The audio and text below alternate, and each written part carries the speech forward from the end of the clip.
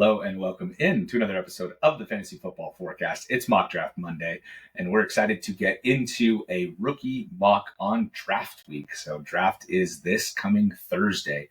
And so in honor of that, we're going to do a 4-round, 12-team, 2-quarterback rookie mock draft. You're going to have the 4th pick. I'm going to have the 9th pick, and we're going to get after it. And off we go. Jeanty, McMillan, and Cam Ward. I feel like in some order that likely is going to be the top 3, but I will say lately Hampton has been creeping up into that 2 spot, which makes this pick very easy for me. So Hampton I would probably take at the number 2 spot anyway, so the fact that he fell to me at 4 is a pretty easy pick. Yeah, I agree. And so for me at the 9th pick, I think generally if you are picking at this spot in your drafts, you're in pretty good position. In terms of your team, you finished, in that 3rd place game last year. And so like for me, depending on if you need a running back or not, and running backs are kind of the most fleeting assets. This is a great class for them. But I think at 9, what I would do is if Shedeur does make it down here, that I'm just going to go there and hope that he does end up with a starter role. So that's where I'm going to go with this pick. Even though I do love Judkins and, Hunter, you could go with Loveland. There's a lot of ways you can go there. I just think that the most sustainable long-term asset is going to be Sanders. And where do you think he goes on Thursday? That's a very big question. I'm not sure. I don't think he's going to go in the top 3 anymore, though. I do think he's falling past the Giants there. I think the Giants, I think they're going to end up going with Carter because I think Hunter is going to go second. But again, I'm not sure. There's so many different teams that could come up and try and get him if he does fall outside of that top 10, so maybe the Steelers try and make a move for him. But overall, I'm not set right now. I'm wondering if, like, even if the Giants pass on him and he does get past the Saints and the Steelers, I feel like they would probably try to trade back into the 1st round. But yeah, it'll be really interesting to follow along. And then looking at my board here, we've got Jalen Milroe, Golden, Devin, Neal, Isaiah Bond is still way up here. Ollie Gordon's way up here. So Sleeper is funky with these ADPs here too. But we mentioned it last week in our mock, and it's just like, oh my God, Sleeper, you have to do better with your rankings. Like, let's stay up with the times here and try and make sure that these guys are in the right order. Hopefully they do a sweeping update after the draft. Yeah, I mean, otherwise, if you're going into your rookie draft and you're getting Matthew Golden in the 2nd round and he gets 1st round actual draft capital, like that's going to be a steal here. And I don't expect him to necessarily be here. And we've talked about him quite a bit. I'm definitely lower on him than a lot of the consensus is, but it's hard to argue with if he is a 1st round pick and goes to a good team and getting him in the 2nd round. So that's way too good to pass up, and I would not overthink that should that, come to me.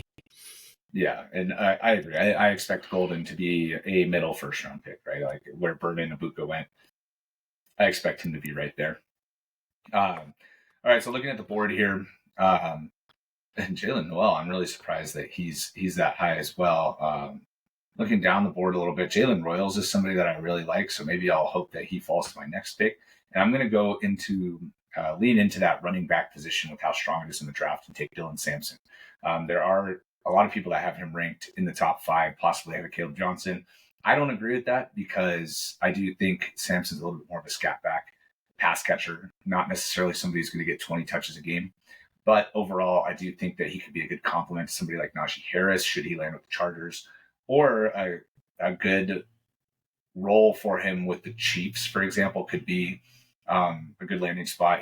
Pacheco hurt, kind of trending down.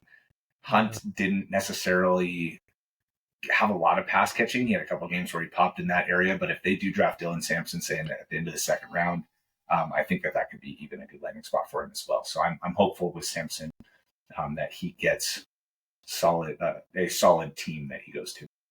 Yeah, and you look at like Ollie Gordon going a couple spots ahead of him. Ollie Gordon, that's not going to happen. Yeah, it'll be interesting to see where he goes because there's a world where a team falls in love with his tape from a year ago, and there's also a world where people are just like, nah, I'm out. Like last round pick, undrafted is even a possibility, just given how deep the class is. So, don't expect to see that on draft day. But again, mark guys down that you really like Dylan Sampson, just in case that does happen. And, looking at the board here for the third round, Restrepo, no. RJ Harvey, maybe. Will Howard, no. Harold Fannin, might tempt you into picking him there because I know he's your guy. Jordan James, Jalen Royals, Jayden Higgins, who I have as my wide receiver 5, actually a spot above.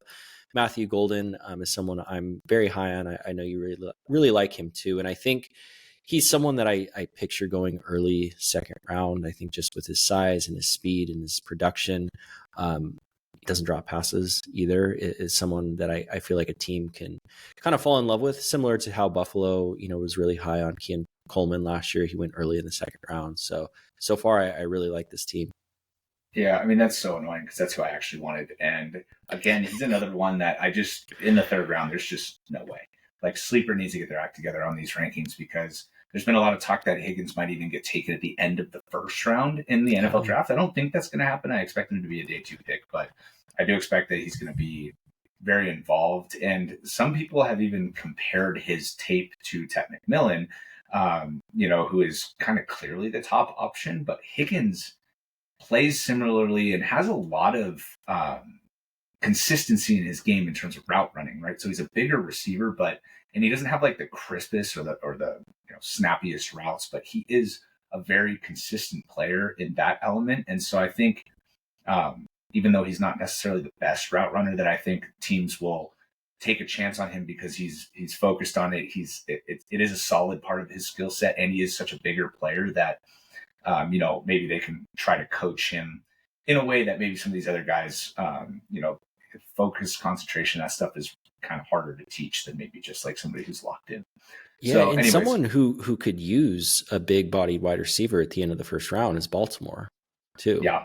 So sure. Yeah, I think that could be a decent fit there. Or maybe it's a case where the Patriots pass on Tet at 4 and they try to figure out a way to trade up into that end of the first round area, or they sit and take him at the beginning of the second round, right? If he isn't going to go. So, they need a big body outside receiver too. I think he's a great fit there. Obviously we love him. So if you could find a way onto the Chargers, and Mike Williams on a 1-year deal and he takes that role the following year, I think that could be an excellent landing spot too. The homer in me is kind of hoping for that. All of that to say, there's no shot he's going in the third round of your rookie drafts. If you're drafting your rookie drafts right now and you can make that happen, that is absolutely the number 1 target in the third round, in my opinion. So going on to my pick now, Harold Fannin went and Higgins went. So I'm going to go with the player that I did mention, Jalen Royals. I do think that he has quite a bit of upside in terms of his production. I mean, you go and look at his game by game production, and it's just like over 100 yards constantly, like double-digit targets, well above like 6, 7, 8 catches a game. He did deal with some injuries, and he's from Utah State, so it's like a not as prominent of a school. So that kind of holds his prospect pedigree down a little bit, but I do think that he can transition into a productive player, and so I'm going to take him here. Yeah, I remember the first rookie mock we did, you were talking about Royals and you were like, I don't know why people are kind of poo-pooing him. Like, what do you think about him? And I was like, dude, I really like him. Like, I don't know. Some of these guys, like, I can't really figure out where some of the hate comes from. And maybe that's just kind of an advantage of not knowing the intricacies of scouting, where you're just like, just trusting your eyes. But, we'll see. But I really like that pick here. And he's a decent size too. I mean, 6 foot, 205, and he's fast. I don't know. Maybe the routes just aren't crisp enough, or maybe he's going to end up being a day 2 pick and he'll go way ahead of this year rookie. Yeah. All right. So for my last pick here, the odds of a 4th round rookie pick hitting are pretty low. So I like to kind of target guys that I think that have traits that could, potentially play or stand out from other guys within this certain range. And I say that before I'm actually looking at the board. So Tez Johnson, oh man, I love Tez Johnson, but just an absolutely brutal combine. Jack Besh, I really like. Torrey Horton, he's actually been flying up boards. DJ Giddens, and let's have some fun here. How about let's go with Oh, it's funny. I'm looking at Savion Williams, and I always like those type of guys, but I'm you're a pumping sucker the for him. brakes. I'm pumping the brakes on Savion Williams. I haven't said a word about Savion Williams because I was For obsessed a with couple weeks now. yeah. So I haven't said a word about him. We'll see what happens. But someone who I really like, who I think has a chance to get on the field a lot, is Brashard Smith. So the running back out of SMU, converted wide receiver out of Miami. I just think with these guys that have these elite traits for the specific position, with him being pass catching and how explosive of a player he is, I think we can see kind of a supercharged Tyrone Tracy if he gets the right opportunity. Yeah, and that's just so annoying because that's definitely who I was going to take as well. I really like him. I have him ranked as my 7th running back in this class. So to see him go down below, Martinez and James and Skattebo, and I just, I get it, I guess, a little bit with Skattebo, but I really think he's another guy that is going to get better capital than we're expecting, and I ideally hope he gets an opportunity here very quickly. All right, and so with my last pick, I'm going to have to pivot, but there are 2 guys that stand out here to me, and it's kind of boring because they're 2 of the top guys here, is Jack Besh and DJ Giddens. Since I already took Royals, and this is supposedly a stronger running back class, I think with your 4th round pick that it's more important to lean into that than anything else, because last year you could have got lucky and hit on like Tyrone Tracy, for example, at running back in your 4th round of your picks. Or 4th round of your rookie drafts. But in general, you wanted to be picking receivers last year just because the receiver class was so strong. So when you do hear the running back class this year is strong, taking as many shots, as many potential guys as you possibly can, I think is worth it. So I'm going to go with DJ Giddens for that reason. Yeah, I think that's a wise pick. I wish the board didn't disappear there so we can kind of talk about some of the other guys that didn't get selected. But looking at my team, we've got Omarion Hampton, and I think with him, we've talked about him quite a bit. Obviously, profiles as a potential 3-down workhorse. It will be very interesting to see where he lands. I think if it's Dallas, I think that's great. I think if it's Denver, that's awesome. I still wouldn't rule the Chargers out. I would just be surprised because I would assume they want to build through the line in the first round, whether that's defense or if someone on the offensive side falls through. This is a pretty deep class in terms of like interior guard play, which is what the Chargers need more. But someone I really like, and I would rank as high as 2. Matthew Golden, again, should get great draft capital. I am a little bit weary that he wasn't ultra productive at Houston. He wasn't super productive at Texas until the end, but he's a very solid player, and a lot of people that I really respect are high on him. So would not pass up on him here. Jayden Higgins, kind of one of my plant my flag guys, but that isn't exactly a wild take at this point. And then Brashard Smith, again, in the 4th round, diving into a trait that I really like. So I would be very pleased to leave my rookie draft this way. I don't think it's going to go this way when we have ours in a few weeks, but yeah, I like this. Yeah, and for me, right, Hampton, I have actually 102 in my Dynasty League, and I'm going to be taking Hampton with that pick.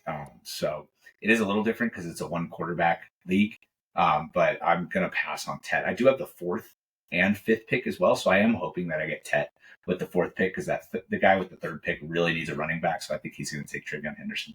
Yeah, but anyways, that's an aside. I just think Hampton is really good, and that even in Superflex leagues, I think he should be the 2nd pick.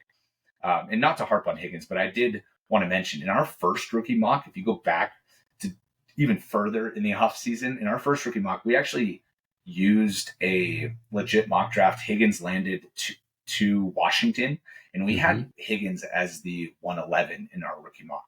So that kind of shows that we've been on him since before these rankings ever came out. And other people are too. So I wouldn't expect the 3rd round price for him. I do really like him as a player. Looking over at my team here, I went with the quarterback in the 1st round. Again, in 2 quarterback leagues, if you don't have a glaring need anywhere, I do think taking the quarterback sets you up to have another trade chip that you could potentially get a better veteran for, or, he could potentially grow into a starter, and then you can trade off one of your older quarterbacks if he looks better than we expect. I would have never suggested you take Bo Nix at this type of pick in last year's draft. And now it's like, okay, he probably was worth the pick, right? So even if you don't like the quarterback necessarily, I would still try and take a chance here if you're not in love with any of the other players or you don't have a specific need. Then with Sampson and Giddens, I did get 2 of my top 10 running backs in the class, so I do feel very good about both of those picks. And then Royals, he's definitely a wild card. I feel like he's got a lot of upside. There's some people that really like him, some people that really don't think he's going to be much. And I think we're going to find out in the draft how valuable he's going to be, because if he's a day 3 pick, I'm going to be a lot less into him. I'm really, really hoping that he ends up with day 2 capital, and I'll be more pedal to the metal on him moving forward if he is. So, all right, thank you guys so much for watching. Have fun watching the NFL draft, and we'll be coming at you with more content after that. Thanks so much for watching. Later.